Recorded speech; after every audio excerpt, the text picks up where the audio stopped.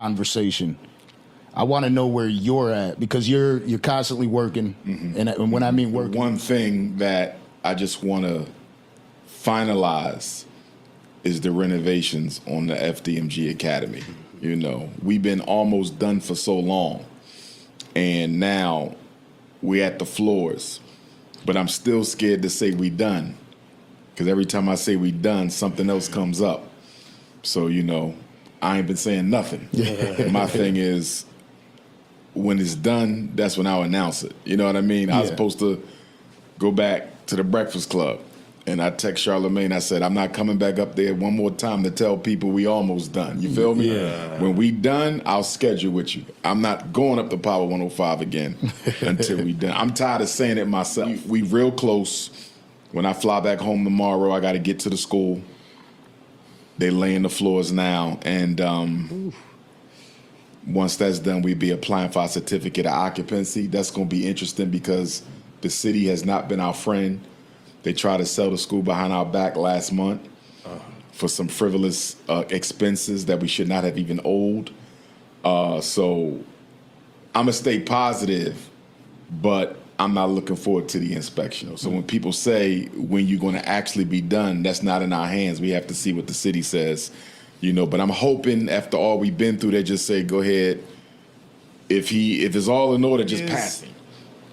If you never did it, why are you speaking on it? And if you're not doing anything for the people, why are you speaking on it? See, that's my thing. I don't think people who don't do work could criticize people who do work. Now, if you're doing the work, you say, look, I built me a relevant institution. You can speak to it because you did it. We're being questioned and criticized by people who do nothing. And that's why I'm so tight-lipped on it, because I'm like, I don't owe you no answers. On top of the fact you never donated, on top of the fact you never drove by there and picked up a piece of trash, you questioning something that you don't support financially, you questioning something that you've never been a part of in your entire life. You've never been a part of anything that progressive as building an institution. So why are you expecting me to be accountable to you? And so how do you keep it together? Back to that mental health thing, like how do you feel? I'm going to be honest with you. The haters, the struggle streamers, they really helped toughen me up to the criticism, because we've been dealing with it from the first day we took a donation in St. Louis, Missouri, April of 20. From the John Jacques Dessalines, Prophet Nat Turner, Gymnasium brothers and sisters. Oh, yes.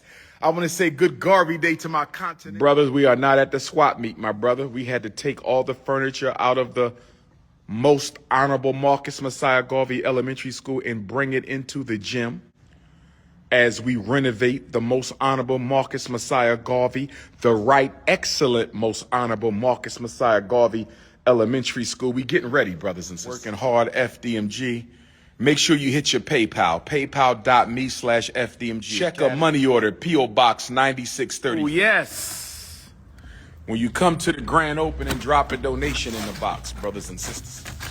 When you come to the grand opening, you must drop a donation in the box, brothers and sisters. Yo, yo, yo, it's Big Ant, the spokesman, man. We back. Another edition of Urban Politicians TV, UPTV. Make sure you stay on your pivot at all times, man. Had to come tap in, and I had a link in the description where you can watch the clip in the beginning in full from the Danza Project, where Dr. Umar Johnson made an appearance at to discuss the latest with the news, the things that was all over the internet about it getting taken away, and give some updates of what's happening next. And I'll tell you like this, when I hear Dr. Umar Johnson speak, as I've seen this come down the timeline yesterday, and I'm seeing where he said he's talking to the people, questioning him and his moves and his motives and what's going on, and he's like redirecting, well, what are y'all doing? What are y'all doing? See, those people who talk like that, those are the game runners, keeping it all the way 100 instead of answering the questions directly. And if you peep how Dr. Umar Johnson talks, he changes. He's code switching, however you want to call it. Some people feel like that's necessary at times. I don't think so, because you're sitting on this podcast and you're talking with a whole different persona, whole different manner, whole different type of tone, as opposed to when you're back at the school, you're on there, oh, hit the Cash App, hit the PayPal family, and repeating things and riddles 3 and 4 times and saying all type of wild, crazy stuff. but you're sitting on there like, hey man, I'm finna be super professional right now.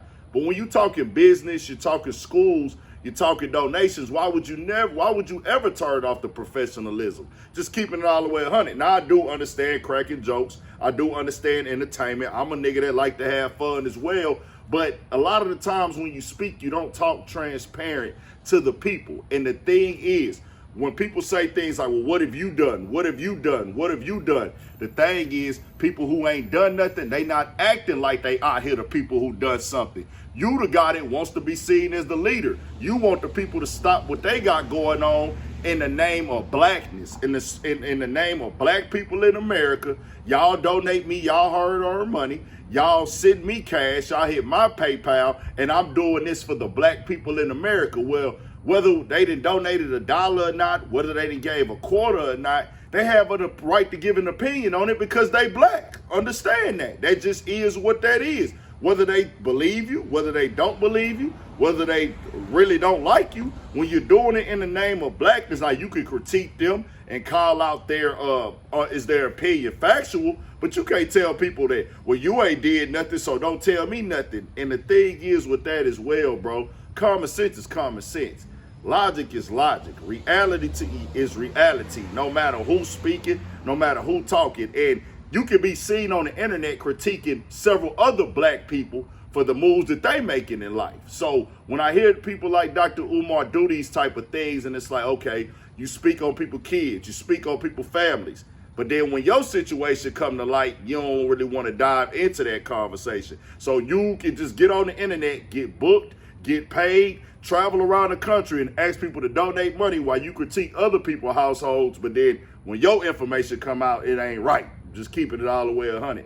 Then you're not telling the people that are donating the money exactly what's going on day for day by play. There are plenty of people who have opened all type of after school programs, type of educational institutes that are black. He's not the first person to do this. He chose to go on the campaign and make it a name and a thing to get the fame, to be going to get booked for shows. He chose to go in that direction. He could have done this off the radar and got this school built without having the popularity connected to its funding, possibly had somebody that was even trying to help him. And Lord Jamar's father-in-law, if I'm not mistaken, was offering him the resources. Lord Jamar reached out, hey, my people, they didn't open up a school. They doing real well with it. They got what I got the information. He can help you out. He's down to do it. Dr. Umar told him no. But then you say, if you want to help me, hit the PayPal, hit the cash out. See, that don't add up like that. The city is the city. I'm not going to say that these people don't move. They move all the way 1,000% in these cities. Y'all know what I'm on. I'm a nigga. Nappy-headed nigga, proud one. I know that they don't play fair in the cities and things like that. But the thing is, Dr. Umar, you're not being 1,000% clear with everybody. You don't tell everybody things, that the stuff that is really going on. You don't tell people where the funding's at, and you got the stuff online with your gambling and losing money and this and that. People want to see people do things like build schools. Nobody is hating on you building your school. Nobody is just trying to tear you down because you're building a school. They tear you down and calling you out because the stuff that you present don't make no sense, and it took this long, and you be running a lot of game, and then you have everybody else's life and what they got going on in your mouth. So that's the reason you get called out. Don't change the narrative like people just want to see you fail and they just hating and they don't like Dr. Umar for no reason at all.